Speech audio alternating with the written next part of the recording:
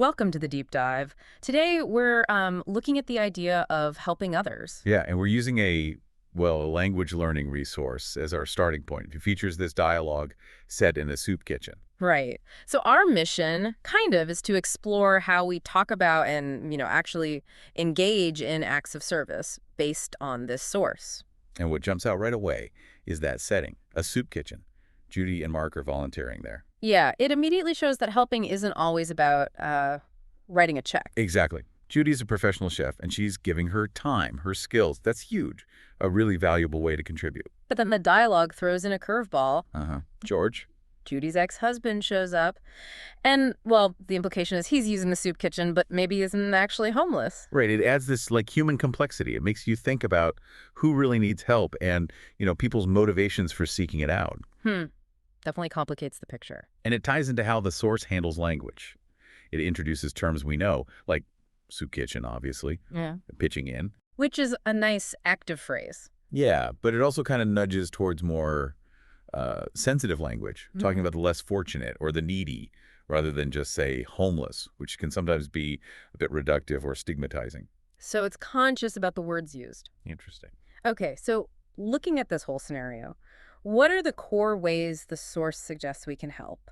Well, the main takeaway seems to be that helping is fundamentally about offering something of yourself, your time, your energy, maybe resources. Not just money, then. Definitely not just money. Yeah. The source gives all sorts of examples, from volunteering somewhere like a hospital Okay. to something as simple as offering a kind word.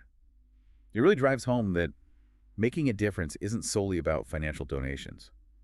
Different kinds of help meet different needs, right? Practical help versus, say, emotional support. That makes sense. And it also seems like it's not just a one-way street, is it? The benefits aren't only for the person receiving help. Absolutely not. The source touches on that mutual benefit. Helping can bring happiness, strengthen relationships. Build community. Exactly. Build a more supportive community overall. Mm. And enlist different areas where we can help. Family, like doing chores or just listening. Mm-hmm. Friends, being there for them. Strangers through small kindnesses. And the wider community volunteering, donations, that kind of thing.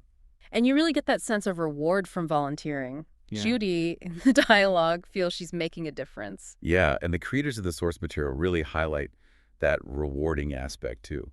It feels good to help. So it circles back to that phrase, making a difference. Right, the source seems to emphasize that even small actions, every time someone decides to pitch in, it adds up. It creates positive ripples.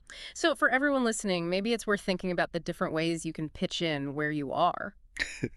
Yeah, like beyond the usual financial contributions, those are important too. Sure. But think about the value of your time, your specific skills, or even just, a bit of kindness like the source showed in all those examples. What's one small thing someone could do this week? Something different. That's the question to ponder. How can you pitch in, maybe in a way you haven't before?